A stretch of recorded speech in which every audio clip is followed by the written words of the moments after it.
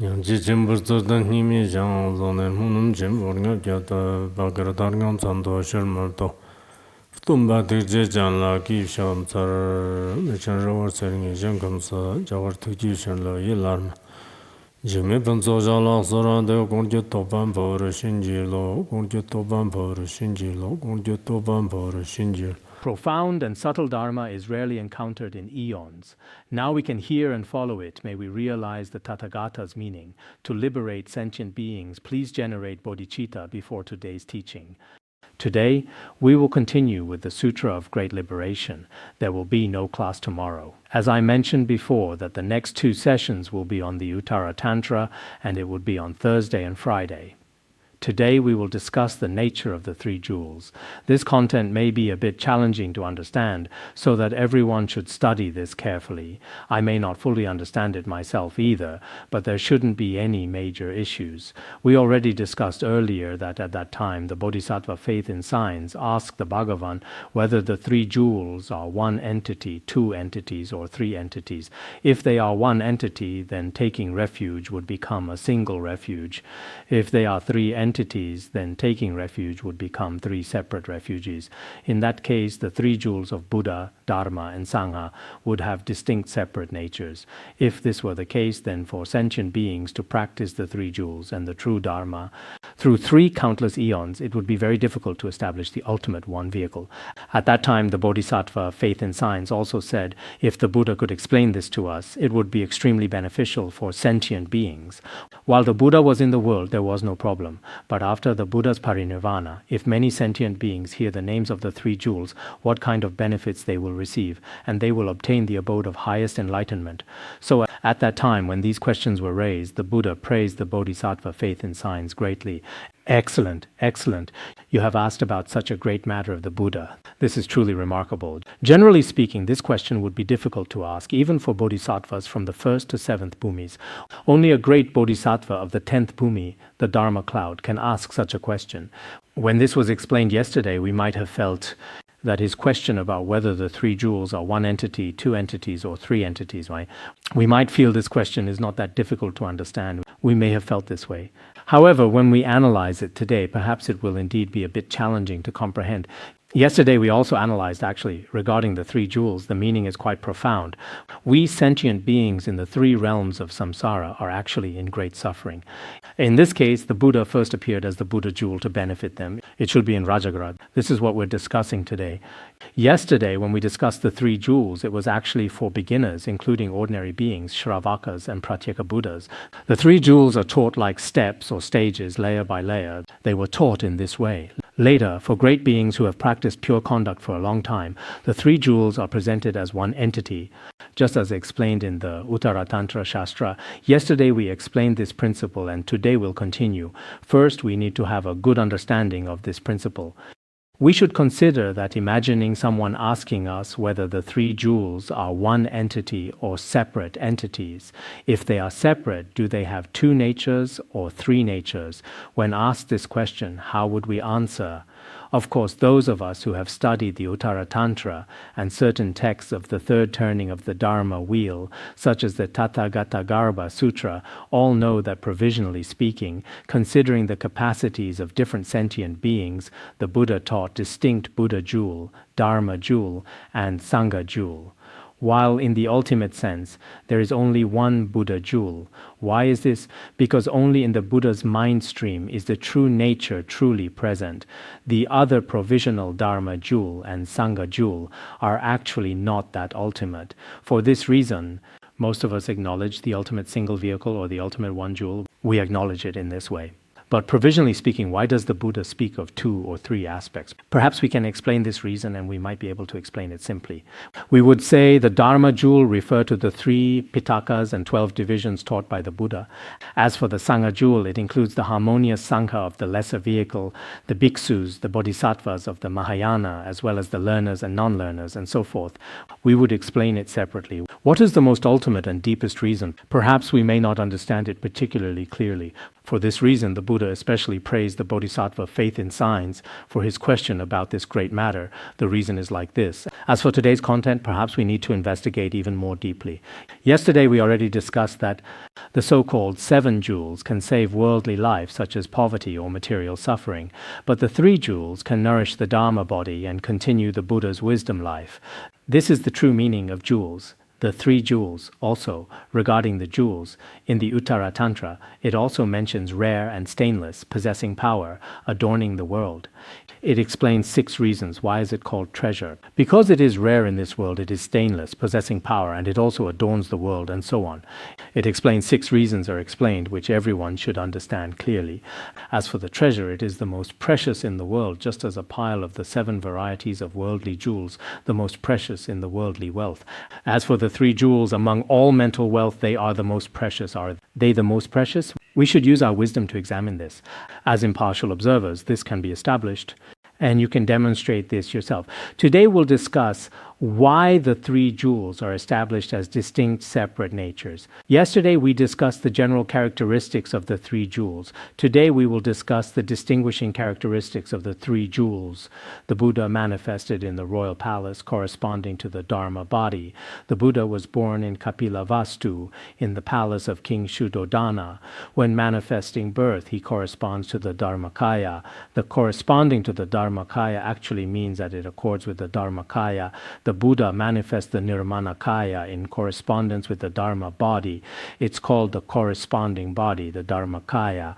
The Tibetan translation says manifesting the Nirmanakaya.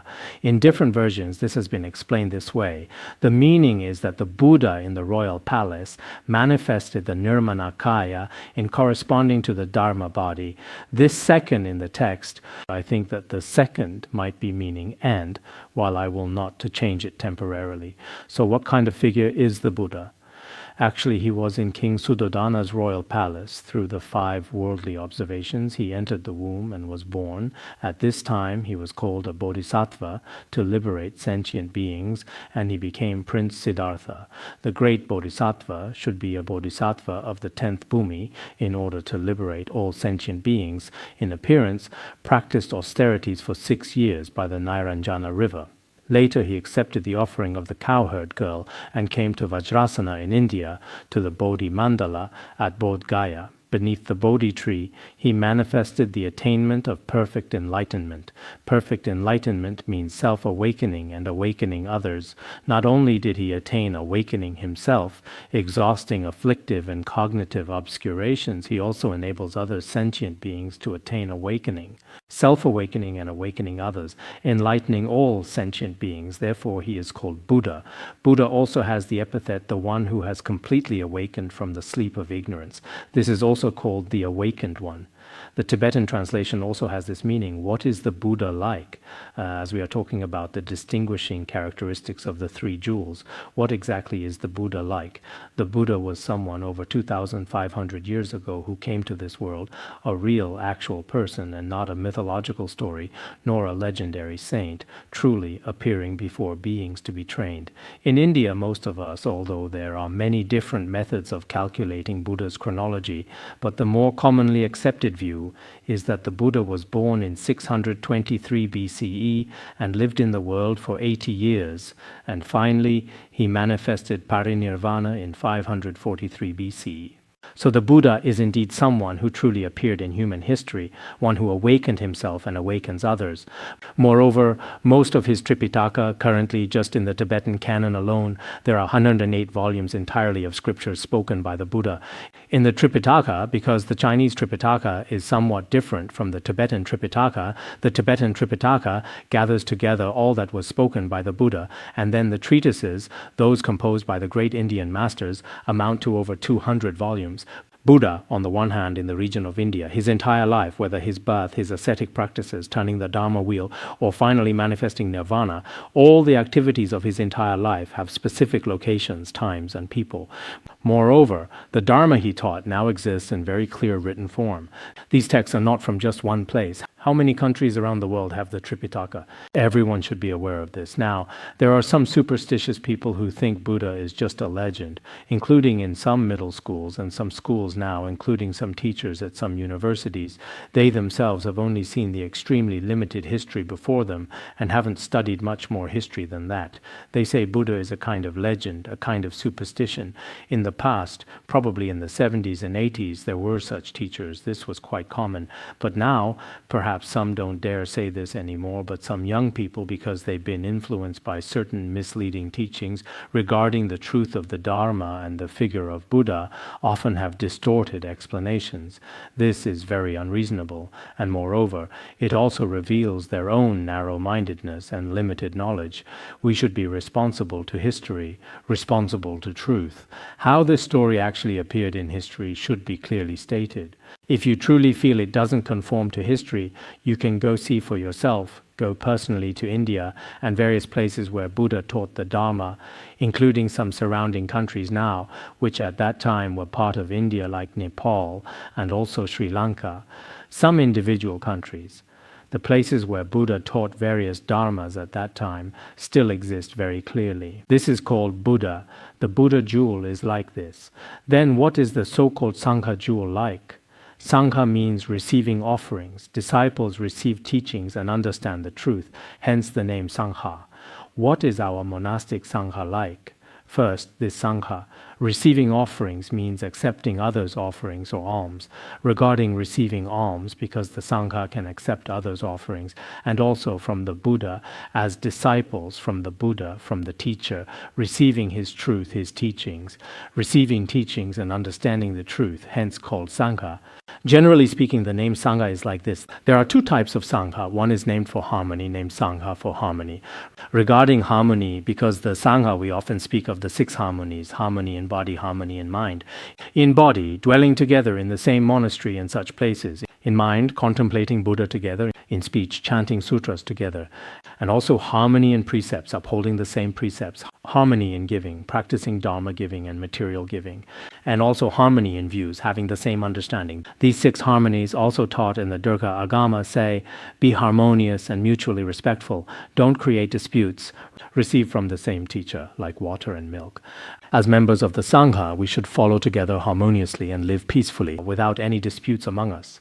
Receiving the Dharma from the same teacher, just like our water and milk merge into one, the Sangha needs to be like this.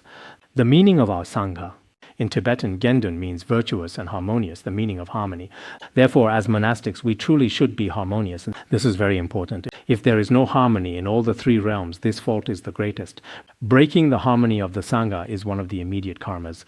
So whether it's a small monastic lay community or a large Sangha of bhiksus, bhiksuns, shramaneras, shramanerikas, communities of ordained people, there must be harmony. What does it mean to be harmonious? It should be harmony in 3 aspects: body, speech, and mind.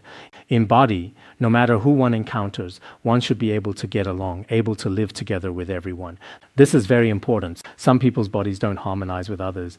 This place won't work, that place won't work. Even just sitting in a seat or working together or riding in a car together, in any situation, they can't get along with others. Then disharmony in mind. Others say one thing, but in one's own mind, one thinks differently, constantly generating wrong views and hatred. Disharmony in speech mainly means arguing face to face, speaking slander behind others' backs. This is truly very important. As a harmonious community of monastics compared with other worldly groups, we should be different because we are the Sangha.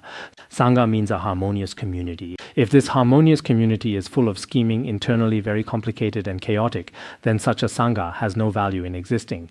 Like our Larungar, it should be due to the blessings and aspiration prayers of His Holiness Jigme Phuntsok Rinpoche.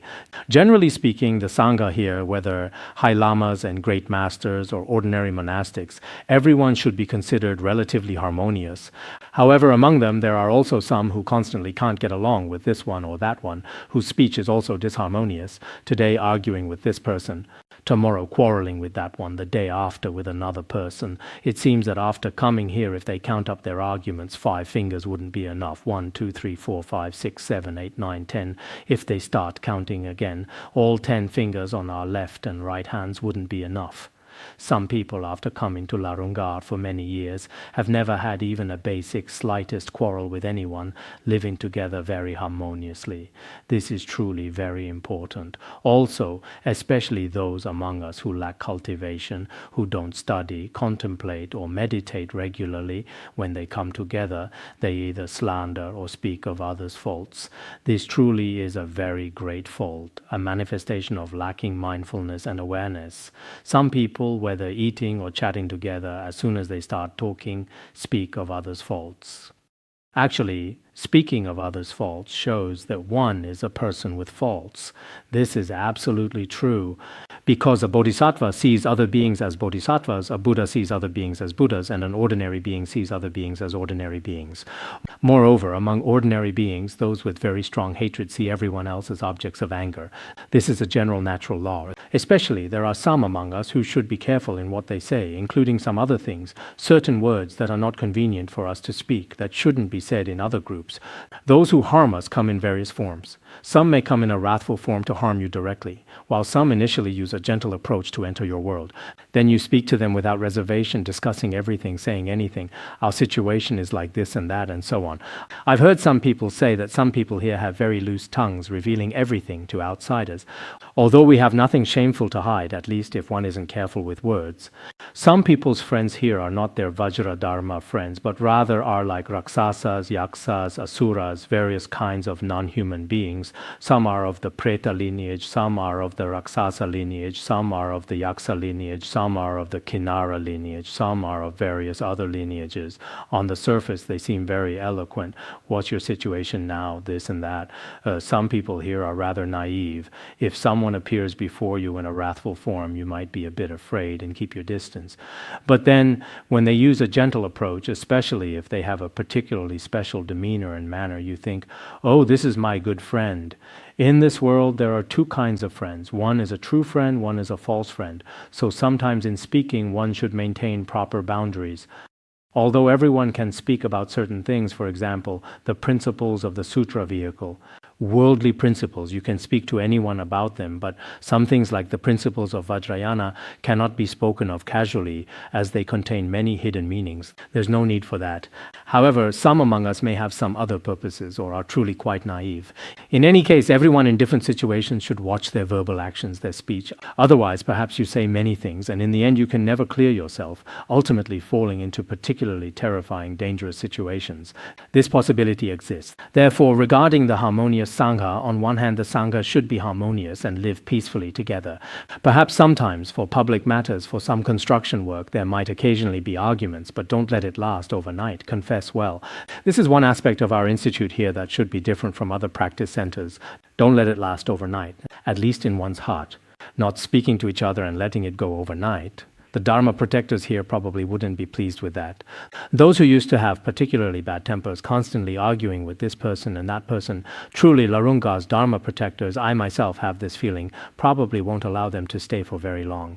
Generally speaking, our teacher has also said before that those who are disharmonious here, who constantly make trouble, whether monastics or lay practitioners, can't possibly stay very long. So we should, after coming here, have no disagreements. Among us there are no boundaries. Between nations now there are so many countries in the world, constantly arguing with each other every day, constantly threatening each other in various ways. But among our Vajradharma friends, we should be like water and milk blending together. There's no need to be like fire and water, incompatible. The teacher we speak of is one. The mandala is one, the Dharma we practice is one, and also, as we just mentioned, the precepts, concentration, and wisdom in the 6 harmonies, and so on. Many things are unified. In that case, everyone should diligently practice and be harmonious. This is very important. Regarding harmonious Sangha, I'd like to explain more to everyone about this. Next, Sangha also has another meaning called unconditioned. Unconditioned is also called Sangha. Why is unconditioned Sangha? Those who have attained the unconditioned, state, what is this? With the wisdom that realizes true emptiness, thoroughly understanding, liberating wisdom, because all phenomena are emptiness, true emptiness. For this reason, our wisdom accords with such emptiness, ultimately realizing the non-dual wisdom of emptiness. This kind of non-dual wisdom knows all phenomena as emptiness. This is also called unconditioned. It is the unconditioned aspect of realizing emptiness. Before such unconditioned wisdom, all deluded continuums and knots are completely exhausted. All the deluded continuums in the world are all. This Zheng character, perhaps the one with the illness, radical, could also work, or we could say realizing these knots, but in that translation it comes out a bit awkward. The meaning is that all the knots of deluded continuums, all the crux points, are thoroughly understood and completely exhausted. This is the second type of understanding of unconditioned. One is the unconditioned Dharma in the aspect of realizing wisdom just mentioned. The second is the unconditioned Dharma in the aspect of eliminating delusion. Such unconditioned Dharma has extinguished all knots. The view of the transitory collection we discussed earlier, all the knots of afflictions. People of this state are called the noble ones dwelling together. This is a kind of harmony. Because all the knots of afflictions, mainly attachment, aversion, and ignorance, have all been realized. Moreover, this wisdom of theirs is of one taste and unified with the original unconditioned Dharma, like the space inside a small vase merging into vast space. Originally we had this attachment to self, and finally it merges into wisdom like vast space. This is the noble ones dwelling together. All the monastics who have attained noble fruit dwell together like this, and moreover this dwelling together is harmonious without dispute. People who have attained the unconditioned Dharma state, noble beings who have already realized emptiness, like Manjushra Bodhisattva and Samantabhadra Bodhisattva, who would argue. Manjushra Bodhisattva and Avalokiteshvara Bodhisattva have never argued. Those of us who argue are ordinary beings. Ah, your matter, my matter. You see, sometimes when we watch the news, there's truly so much history in the world. It's also ordinary beings fighting with each other. Taking the entire human history from east, south, west, and north, I always feel it's a bloody history of ordinary beings selfishly attacking each other. The future will be the same. No matter which ethnicity, which nation, as long as they're ordinary beings possessing ego, this kind of history continues. While if they were bodhisattvas, they would be humble, they would benefit others. Sometimes when we reflect on the world, reflect on history, whether Eastern history or Western history, modern history or ancient history, and even earlier histories than those, we should be able to see this.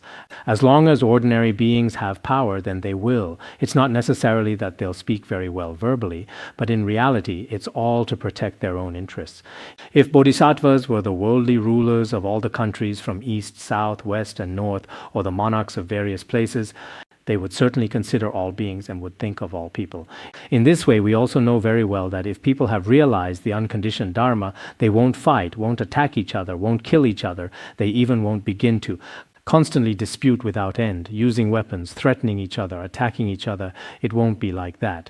So this will certainly be harmonious because of these two meanings. The first one we mentioned is realizing the unconditioned Dharma, dwelling together, living peacefully, and also their harmony without dispute. For these two reasons, hence the name Sangha. So the Sangha must be more united and harmonious than other people who haven't studied Buddhism, than people who haven't become monastics. It cannot be that many other departments and groups all live harmoniously. Yet, within the Sangha, individuals don't get along with each other, with much conflict between them. Now, in this degenerate age, some phenomena are not very good.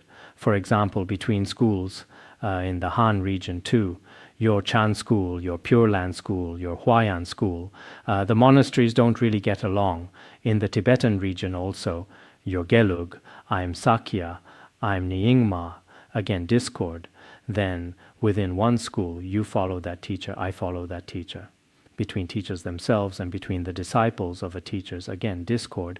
Then among one teacher's disciples, oh, you're from the east, I'm from the west. Then among eastern people, oh, you're from the upper region, I'm from the lower region, I'm from the middle region. Then among middle region people again, you belong to that faction, I belong to this faction. In that case, this cannot be called the harmonious Sangha of the three jewels. So generally in our monasteries, we often distribute images of the four harmonious friends and the six harmonies. At the entrance of some monastic residences, there are such displays, reminding of harmony of the Sangha, creating some auspicious connections. Generally speaking, harmony brings liberation and harmony brings happiness. If there is no harmony, full of dispute, in the Sutra we discussed earlier, it also says that wherever there is dispute and conflict, one should leave at least 100 yojanas away. So places that are not harmonious, it's best to leave as early as possible. These are the three jewels, Buddha, Dharma, and Sangha, explained separately. The three jewels we often speak of within the three refugees we often discuss, the three jewels we speak of are quite similar. The Buddha told the son of the lineage, this is the Sangha jewel, and there's also the Dharma jewel. As for the Dharma jewel, Dharma refers to all phenomena, both virtuous and non-virtuous. In the broad sense, the so-called Dharma includes all virtuous and non-virtuous Dharma, and also compound and uncompounded Dharma can all be included. The principles of all Buddhas here in all Buddha's Dharma, the so-called Dharma in our three jewels, refers here to the principles of the Dharma taught by all Buddhas. Non-virtuous Dharmas can be abandoned. Refrain from all non-virtue. Virtuous Dharmas can be increased, can be honored. This is called practice all virtue. Everything observed by the mind is known as the Dharma jewel. Non-virtuous dharmas are to be abandoned, virtuous dharmas are to be practiced. This relies mainly on the mind, based mainly on the principle of mind, based mainly on what the mind apprehends. This is called purify one's own mind. So, refrain from all non-virtue, practice all virtue, purify one's own mind. This is the teaching of all Buddhas. This should be the most fundamental of Buddhism. The reason is also like this. The so-called Dharma is actually to refrain from non-virtuous actions, to practice virtuous actions, and to tame one's own mind. The mind can also be said to serve as a principle, as a path, as an object. It needs to be tamed. As the mind has a pattern, it has a principle. What is its true principle? It is to abandon non-virtuous actions and practice virtuous dharmas. This is where the true pattern of mind lies. This is the Dharma jewels. So we say, refrain from all non-virtue, practice all virtue. This is well said. Some say practice all forms of goodness. Actually, practice all forms of goodness is almost impossible to find in the Tripitaka. In many different sutras, what is taught is refrain from all non-virtue, practice all virtue. Both use ju, not jong. As for the latter one, I don't know where it came from, but many translations by great masters of the past say, refrain from all non-virtue, practice all virtue. This is the so-called Dharma jewel. The Dharma jewel is like this. Therefore, the Buddha and Dharma, these two jewels, and what we discussed before, the three jewels of Buddha, Dharma, and Sangha were explained as distinct entities. Now below, yesterday didn't we discuss what are the three entities? What are the three entities of the three jewels of Buddha, Dharma, and Sangha? What is one entity? What are two entities? Below we will mainly discuss the two entities. This section may be a bit difficult to understand, so everyone needs to focus, don't doze off. Otherwise, it's already difficult to understand. And if you doze off, if you let your mind wander, when it comes time for the exam later, you might take a mental flight. If you take a flight without wearing a mask, who knows what might happen up there in space. Now, we are discussing the Buddha jewel and Sangha jewel. The Buddha jewel and Sangha jewel mentioned earlier actually are persons of different entities.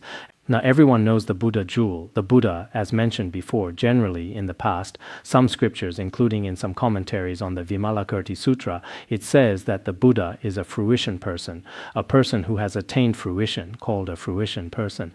As for the Sangha jewel, they are causal person, those who haven't yet attained fruition, persons on the causal ground called causal persons.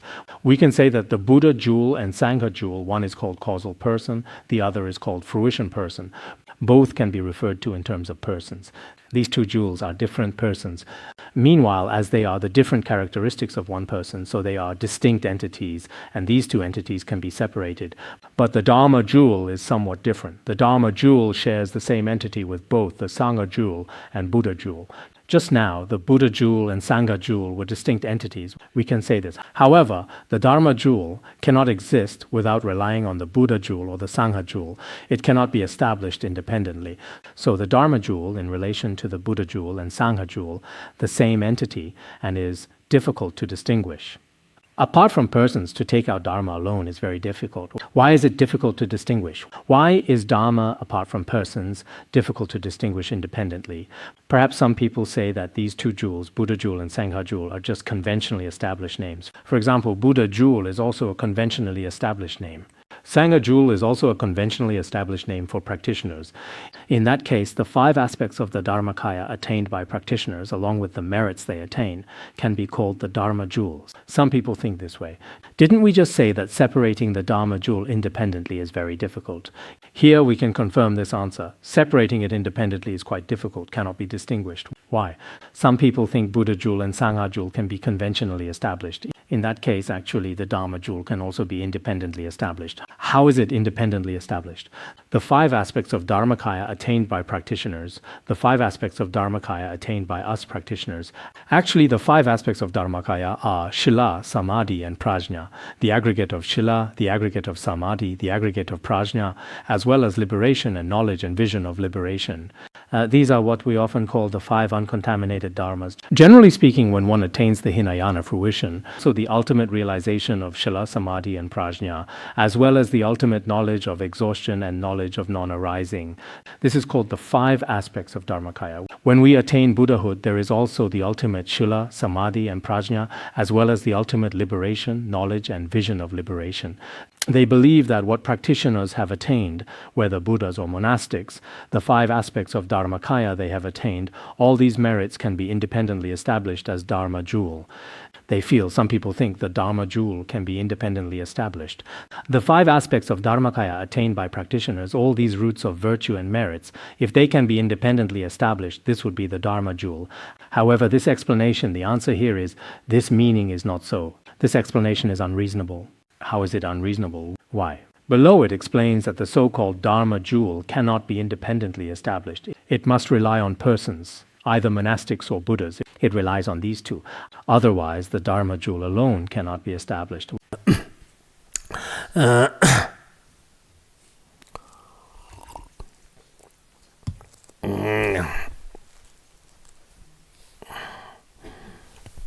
Why? How can it not be independently established?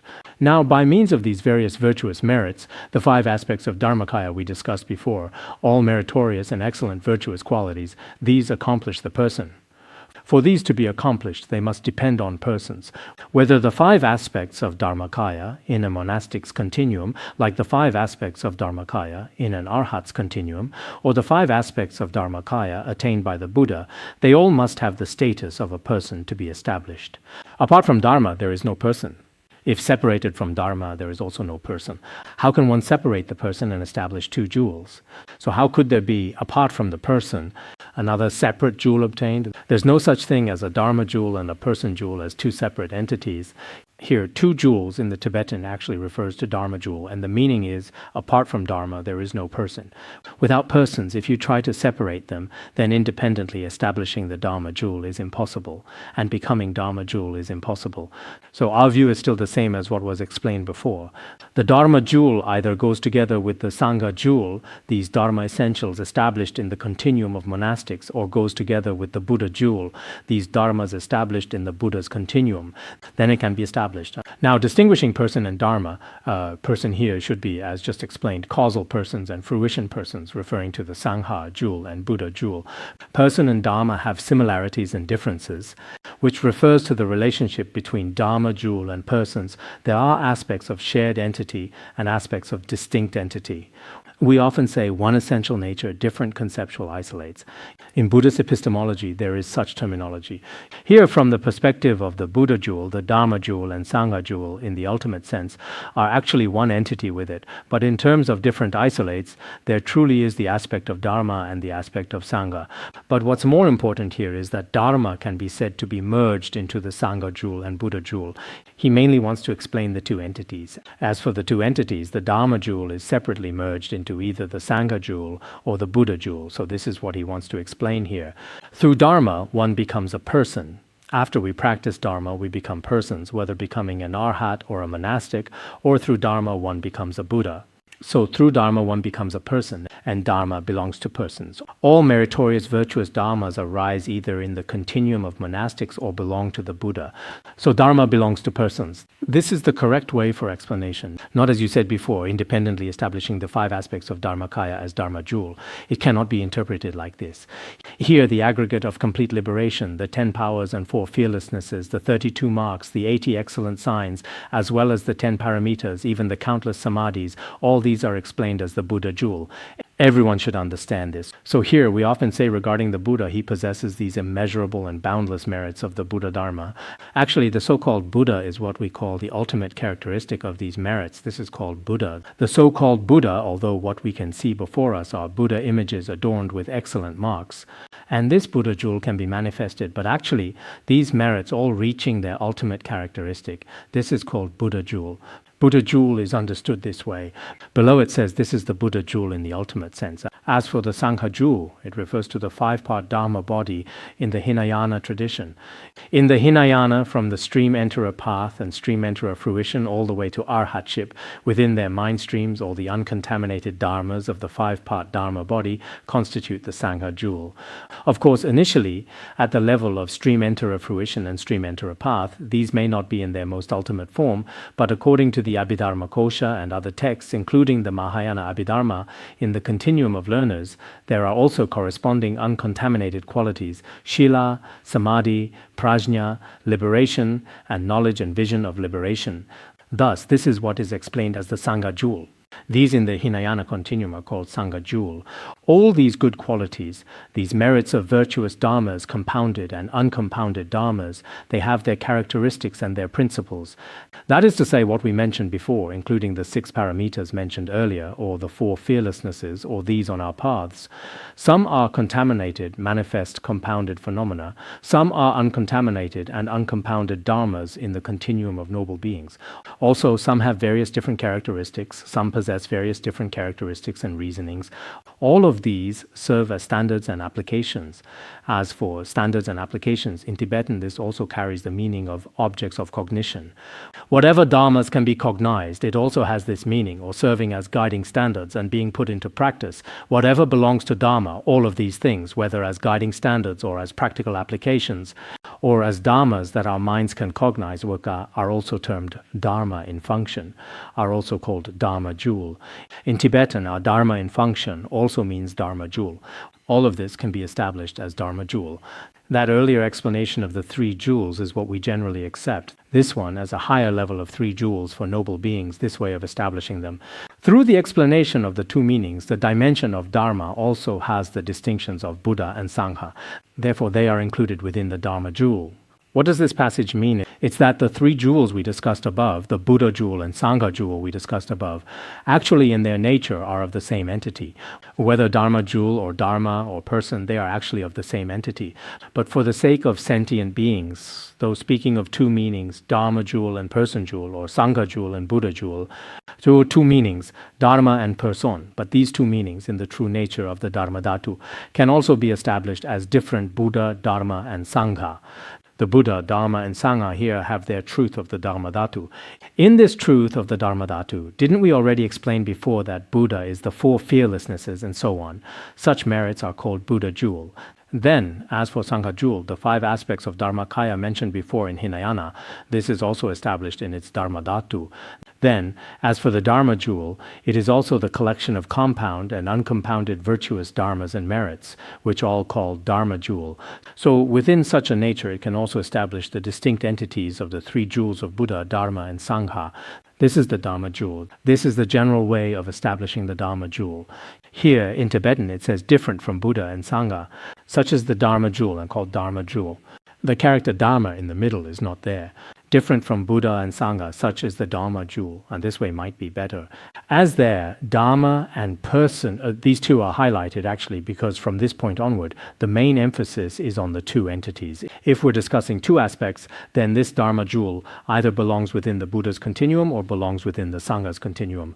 So what explained onward is called the 2 entities. Having explained the 3 aspects in that way, we've already explained these 3 jewels before. When sentient beings take them as refuge and support, those in the fear of birth and death of the 3 realms of samsara will be liberated. Through relying on such 3 jewels, we sentient beings of the 3 realms can be liberated. All practitioners, if they take refuge in this way, although the gross obstructions can be removed, the subtle suffering still cannot be exhausted. Why? As we now have the grasping at 3 entities and the 3 jewels as distinct entities. With this way of taking refuge, gross sufferings and obstructions can be eliminated, but more subtle obstructions cannot be eliminated. Why can't they be eliminated? Below we'll discuss the ultimate, the most subtle three jewels. The most subtle understanding of the three jewels is actually, on the surface, the three jewels appear to be separate, but in reality, they exist within the single nature of the Buddha jewel alone. If we understand this and take refuge in such a Buddha, then subtle afflictions and subtle obstructions can also be removed. So here it says, therefore the authentic perfected three jewels will be explained. So now I will explain the most ultimate and all-encompassing view, the ultimate understanding of the three jewels. When explaining the ultimate three jewels, first let me say that the three jewels we initially explained to Hinayana are not ultimate. How are they not ultimate? As previously explained, the three jewels of former times was clearly taught by the Buddha when first turning the Dharma wheel. The three jewels taught before beings mainly of the Shravaka vehicle actually are not ultimate. Why not ultimate? In that teaching, the Buddha may experience suffering. In some texts like the Nirvana Sutra, it is mentioned that the Buddha had back pain and needed to rest, asking Venerable Kashyapa to teach the Dharma, saying, "I am unwell today." The Buddha also appeared like an ordinary worldly person. As explained in the 4th chapter of the Abhidharmakosha, according to the Hinayana school itself, the Buddha's body is a kind of contaminated dharma, so that we don't take refuge in the Buddha's body. Rather, we should refuge in the knowledge of exhaustion and non-arising in the Buddha's continuum. So it says Buddha also has suffering. This is not ultimate. Then dharma is also impermanent. Therefore, the true refuge is cessation truth. As for dharma, the dharma of analytical cessation, which is very important. Then, and Sangha is also impermanent. Ordinary bhiksus and monastics are impermanent. All impermanent dharmas, all impermanence leads to harm, are without happiness. Therefore, it cannot be an authentic basis and support. Thus, the bodies of monastics are impermanent, but the analytical cessation in the continuum of learners and non-learners is truly the place of refuge. The Abhidharmakosha also explains it this way. Therefore, when the Buddha first taught, the Buddha was also ordinary, like a person. Dharma is also what we commonly call scriptural dharma and realized dharma. The Sangha is also like this. So for these reasons of having suffering, they are not the true refuge. The three jewels of Buddha, Dharma, and Sangha initially taught are not the most ultimate refuge, only temporary refuge. So what is the most ultimate refuge? Today, it's explained here. All practitioners of yoga, generally from the perspective of the Mahayana Yogacara school, what are the three jewels of Buddha, Dharma, and Sangha like? Now this is explained again here. This is very important. Actually, although on the surface it discusses the three jewels, in reality it's only discussing one jewel. First, what is the perspective of the Mahayana Yogacara school? Fully awakening to the Dharmata, understanding the principle of emptiness, completely realizing the principle that the nature of all phenomena is empty. It is separate from the 8 distortions, the 8 inversions of permanence, bliss, self, and purity, and their opposites. Without the suffering of arising, ceasing, movement, and seeking, without arising and ceasing and also movement and seeking, this kind of suffering of deluded movement and desire. In Tibetan, the latter part, suffering of cessation and seeking, is not clear. But in many other versions it's there. The meaning is that the aforementioned suffering of cessation and desire is absent. This is the true refuge, the Buddha jewel. You see here now, the most ultimate, the final or the ultimate three jewels just mentioned have already been explained. What is the true Buddha jewel? Actually, just as explained in the Mula Madhya Makakarika, free from the 4 extremes and 8 elaborations, free from all inversions of permanence, bliss, self, and purity, and their opposites, as well as realizing the ultimate characteristic, this is the Buddha jewel. So what is the Dharma jewel like? The attained permanent Dharma is not a conditioned Dharma. What are truly attained, as also explained in the Uttara Tantra, the truth of the path and truth of cessation, which are the Dharma jewel. Moreover, this permanent Dharma, functioning as guide to the utmost. Functioning as guide to the utmost is also like this. Actually, the application of ultimate truth, or this most ultimate principle, all these dharmas that the mind apprehends have reached the most ultimate state. What we're discussing is reaching the most ultimate state, or practicing the most ultimate dharma. This is called functioning as guide to the utmost. Functioning as guide is not used much elsewhere, but here it can be explained this way. This is called Dharma jewel. You see, Buddha jewel and Dharma jewel actually basically mean the same thing, just expressed differently. What is the Sangha jewel like? Eternally abiding practitioners, just now the eternally abiding Yogacara school, the practitioners who enter within the reality of authentic Dharma.